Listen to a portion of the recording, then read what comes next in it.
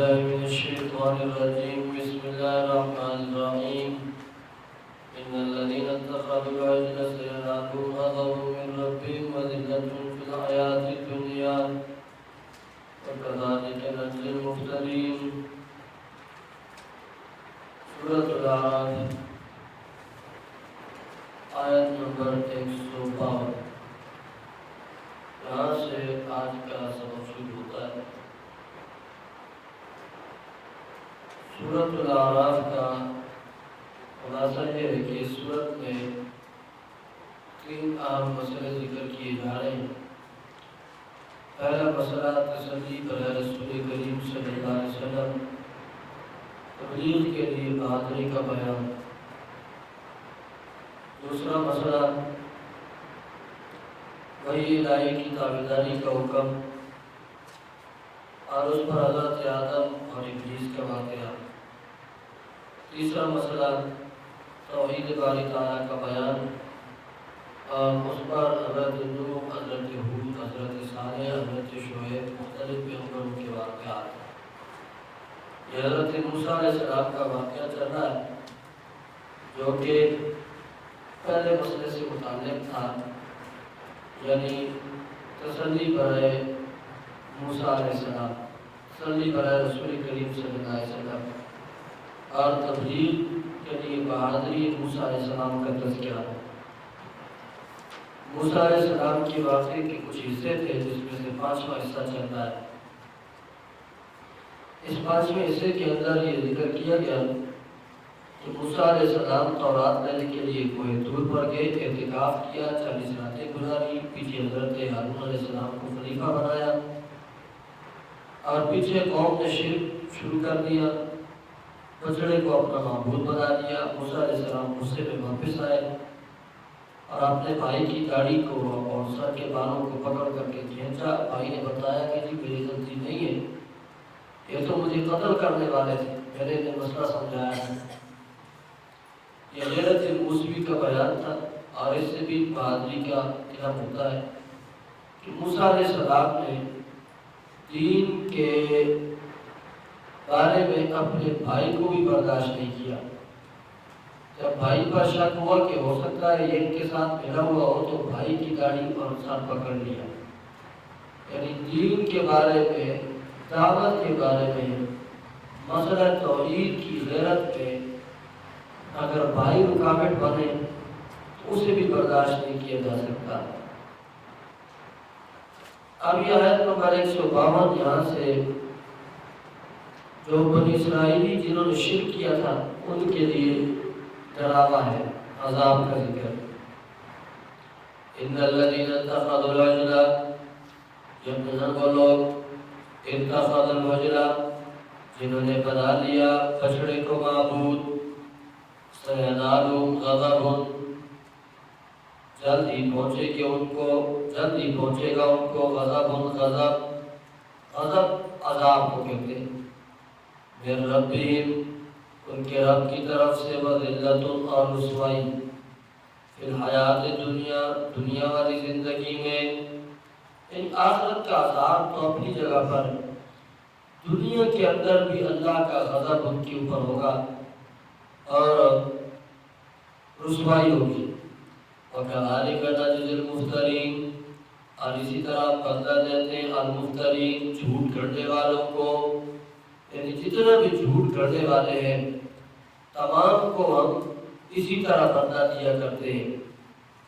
وَالَّذِينَ عَمِلُوا السَّيِّئَاتِ، اور وہ لوگ جنہوں نے عمل کیے السیئات، برائی کے، ثم تابوا، پھر انہوں نے توبہ کی، من بعدہا، اس کے بعد، وآمنوا، اور ایمان لے آئے. یعنی پہلے برائی کے کام کیے لیکن اس کے بعد توبہ کر لی اور ایمان قبول کر لیا. جس طرح کہ ان بنی اسرائیلیوں نے پہلے شرک کیا تھا، پھر توبہ کر لی اور ایمان لے آئے. تو ان ربک من بعدہا، یقیناً تیرا رب اس کے بعد لغفور رحیم، بخشنے والا ہے، مہربان. من بعدہا، اس کے بعد، یعنی اس توبہ کر لینے کے بعد اللہ بخشنے والا ہے، مہربان ہے۔ یہ ترغیب التوبہ ہے۔ شرک کر لیا ہے تو ابھی توبہ کر لو، شرک اور مشرکوں کی تائید کے بعد توبہ کر لو۔ اللہ بخشنے والا ہے، مہربان ذات ہے۔ اور اگر اس طرح نہیں کرو گے تو دنیا کے اندر بھی ذلیل اور خوار رسوا ہو جاؤ گے، اور آخرت کی ذلت تو ہے یہ اپنی نہیں۔ لوگ یہ سمجھتے نہیں ہیں۔ ایک مولوی صاحب ہے، بیچارہ کہلانے کو تو دیوبندی ہے، لیکن آج عجیب دور آ چکا ہے جی، ہر چیز کے اندر کھوٹ پیدا ہو چکی ہے، ہر چیز کے اندر کھوٹ پیدا ہو چکی ہے۔ اب نہیں ہوتے ہیں بیچارے، بگڑ جاتے ہیں۔ جب بگڑ جاتے ہیں تو اوروں کو بھی بدنام کر دیتے ہیں۔ وہ کہتے ہیں نا کہ فصل کے اندر اگر ایک دانہ جو ہے وہ گندا ہو جائے تو اوروں کو بھی ساتھ گندا کرتا ہے۔ تو ایک بیچارہ مولوی صاحب وہ یہ بلیر کے اندر ایک مزار ہے جسے کہتے ہیں پیر بابا کا مزار۔ تو پیر بابا کا کے مزار پر 256واں عرس انہوں نے کیا ہے، 456واں عرس، یعنی 456 سال پہلے پیر بابا فوت ہوا ہے، اس کے حساب سے انہوں نے عرس کیا ہے۔ اور اس پر ایک دیوبندی عالم نے جا کر کے، حالانکہ یہ کام تو غلط بھی کرتے ہوتے، تو مطلب فکر کے اعتبار سے ان کے نزدیک ہے، دیوبندیوں کے نزدیک نہیں۔ اب اس نے جا کر کے ان کی تائید کی، تائید کرنے کے بعد پھر اس نے یہ کہا کہ جی عرس کوئی اور چیز تو نہیں ہے، کوئی اس کو میلاد کا نام دیتا ہے، کوئی اس کو جلسے کا نام دیتا ہے، کوئی اس کو عرس کا نام دیتا ہے، کوئی اس کو وفات کا نام دیتا ہے، کوئی اس کو چہرہ کا نام دیتا ہے، بس نام مختلف ہے۔ اور پھر کہتا ہے جی جو پیر بابا ہے نا، تو آج دنیا کے اندر خصوصاً بلیر میں جہاں جہاں بھی اللہ کی رحمتیں ہو رہی ہیں تو اس پیر بابا کی خصوصی نظر ہے۔ اللہ کی جہاں جہاں رحمتیں ہو رہی ہیں تو پیر بابا 456 سال گزر گئے جس کے مرنے کو، اس پیر بابا کی ہر جگہ جہاں جہاں رحمت ہو رہی ہے وہاں پر اس کی کیا نظر ہے، نظر خصوصی توجہ ہے۔ اور عجیب عجیب خرافات اس ظالم نے کہی، لیکن افسوس یہ ہے کہ ہم لوگوں کو اگر دوسرا یہ کام کرے تو ہم اس کو مشرک بھی کہتے ہیں، کافر بھی کہتے ہیں، یہ بھی کہتے ہیں، سب کچھ کہتے ہیں۔ لیکن اب ہمارا دیوبندی ہے، دوست نے یہ کام کیا، اب ہم سارے خاموش ہو کے بیٹھ جائیں گے، اپنا ہے۔ اور کسی نے کہا تھا کہ اپنی دوسرے کی آنکھ کا تلکا نظر آ جاتا ہے اور اپنی آنکھ کا شاطیر نظر نہیں آتا۔ شاطیر اس کو کہتے ہیں جو پرانے زمانے میں یہ کچے چھت ہوتے تھے نا، تو اس کے اندر ایک لمبی لکڑ ڈالی جاتی تھی جس کو درمیان میں ڈالتے تھے، یہ جو نہیں سوال کا وہی نہیں کانوں اور تندور سے وہی بش آواز کی جیسے بش۔ تو یہ ایک محاورہ ہے کہ دوسرے کی آنکھ کا تنکا نظر آ جاتا ہے اور اپنا اتنا بڑا شاطیر نظر نہیں آتا، دوسرے کی چھوٹی سی غلطی نظر آتی ہے اور اپنا غلطوڑ نظر نہیں آتا، بڑا بڑا غلطوڑ۔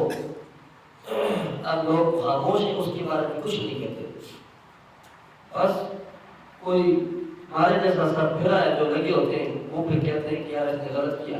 اچھا جو اس کو کہہ رہے ہیں کہ اس نے غلط کیا ہے، جن کے اندر کچھ توحید کی غیرت ہے، تو وہ اس کو کہہ رہے ہیں کہ غلط کیا ہے، تو دوسرے کہہ رہے ہیں یہ غلط کر رہے ہیں، شر فساد پھیلا رہے ہیں۔ اب یہ شر فساد ہے، اللہ معاف فرمائے۔ اللہ فرماتے ہیں کہ ان بنی اسرائیل کو ایک پیغمبر کی اولاد تھی، انہوں نے شرک کیا، اللہ فرماتے ہیں دنیا کے اندر ان پر غضب ہوگا، رسوائی ہوگی۔ ہاں یہ ہے کہ اگر توبہ کر لیں اور اس کے بعد ایمان قبول کر لے. ان ربک من بعدها یقینا تیرا من بعدها اس توبہ کے بعد غفور رحیم خامخا بخشنے والا ہے مہربان. ولما سکت عن موسی الغضب اور جب سکتا ختم ہو گیا. سکت اصل میں سکوت سے، سکوت تو کہتے ہیں خاموشی کو. موسیٰ علیہ السلام سے خاموش ہو گیا. الغضب غصہ خاموش ہونے سے مراد یہ نہیں ختم ہو گیا. ولما سکتا اور جب چلا گیا ختم ہو گیا موسیٰ علیہ السلام سے الغضب غصہ. اخذ الالواح تو اٹھا لی تختیاں. وہ جو تختیاں تورات کی لے کر آئے تھے نا وہ لا کر رکھ دی تھی کہ تمہیں تورات بعد میں بتاؤں گا، لیکن تم نے یہ کام کیا کیا ہے. جب سارا معاملہ صاف کر لیا دیکھ لیا کہ ہارون علیہ السلام کی غلطی نہیں تھی، غلطی سامری کی تھی، اور سامری کے ساتھ اس کو کہا کہ تیرے اس الہ کو ہم بھی جلاتے اور پھر دریا کے اندر پھینکتے. اس الہ کو جلا کر کے دریا کے اندر پھینک دیا، شرک کا اڈا ختم کیا. اب تورات اٹھائی اور ان کے سامنے درس پیش کیا. اخذ الالواح اٹھا لیا تختیوں کو. وفی نسختها اور ان تختیوں کی لکھت میں، نسخت کہتے ہیں مکتوب بنا لکھت، اس تختیوں کی لکھائی کے اندر ہدن ہدایت نامہ ہے، رحمت اور مہربانی ہے للذین ان لوگوں کے لیے ہم لربہم یرہبون جو اپنے رب سے ڈرتے ہیں، یعنی جن کے دل کے اندر اللہ کا ڈر موجود ہے تو ان کے لیے اس کے اندر ہدایت ہے، رحمت اور مہربانی ہے. اختار موسیٰ قومہ 70 رجلا. آپ کے قرآن مجید میں لکھا ہوگا مقام 6 میقات ثانی، یہ دوسرا مقرر شدہ وقت ہے. چھٹا حصہ حضرت موسیٰ علیہ السلام کے واقعے کا. جب موسیٰ علیہ السلام نے تورات پیش کی اب بنی اسرائیلی کہنے لگے موسیٰ چلا جاتا ہے کوہ طور پر جا کر کے 30-40 دن اعتکاف بیٹھا رہتا، اللہ سے باتیں کرتا. ہمیں بھی لے جانا. وہ جاتا ہے چکر لگاتا ہے، اللہ سے باتیں بھی ہو جاتی. ہمیں بھی لے جا تاکہ ہم جا کر کے اللہ سے ہم کلام ہو، اللہ کی باتیں سنیں. اللہ تعالیٰ نے اجازت دے دی. موسیٰ علیہ السلام نے 70 بندوں کو لیا. کتنے؟ 70. ان کو کہا کہ تم میں ہوشیار ہے جن پر تمہیں اعتماد ہے وہ اپنے 70 بندے اکٹھے کرو. 70 بندوں کو اکٹھا کیا اور جو وقت اللہ نے مقرر کیا تھا اس وقت کے مطابق چل پڑے اور وہاں پر چلے گئے اللہ تعالیٰ سے ملاقات کے لیے. واختار موسیٰ پسند کیا موسیٰ علیہ السلام نے اور وہ اپنی قوم سے 70 رجلا 70 بندوں کو لمیقاتنا ہمارے مقرر وقت کے لیے پسند کیا. فلما اخذتهم الرجفة اور جب پکڑ لیا ان کو الرجفة زلزلے نے ان کو پکڑ لیا، یعنی ان کے اوپر عذاب آ گیا. کیوں عذاب آیا تھا ہم یہ صورت بقرہ میں پڑھ کے آ چکے ہیں. انہوں نے کہا لن نؤمن لک حتی نری اللہ جہرۃ، اس وقت تک ہم نہیں مانیں گے جب تک اللہ کو آمنے سامنے دیکھ لیں. آواز تو آ رہی لیکن ہمیں کیا پتا ہے کہ اللہ کی آواز ہے کہ نہیں. توحید کی اللہ تعالیٰ نے ان کے اوپر موت طاری کر دی. زلزلہ آیا اور ایک جھڑک ہوئی، مر گئی. فلما اخذتهم الرجفة جب پکڑ لیا ان کو زلزلے نے، ایک جھڑک نے. کہا موسیٰ علیہ السلام نے ربی میرے پروردگار لو شئت اہلکتہم اگر تو چاہتا اہلکتہم ہلاک کر دیتا ان کو من قبل اس سے پہلے وہی آیا اور مجھے بھی، یعنی موت لے آتا ان کے اوپر بھی میرے اوپر بھی اس سے پہلے اللہ موت لے آتا. کیا مطلب؟ اگر تو چاہتا تو پہلے ان کو مار دیتا، مجھے بھی موت دے دیتا. اب اس وقت میں تو نے موت دی ہے، اب جب میں واپس جاؤں گا نا تو وہ مجھے کہیں گے ہمارے وہ 70 بابے کدھر گئے. اور تو بڑا فسادی ہے، ہمارے ہوشیار بندوں کو ساتھ لے گیا اور جا کر کے ان کو اڑا دیا، مار دیا، تو بڑا فسادی ہے۔ تو یا اللہ یہ تو فائدے کی بجائے اور نقصان ہو گیا، تو اور میرے مخالف بن جائے گی۔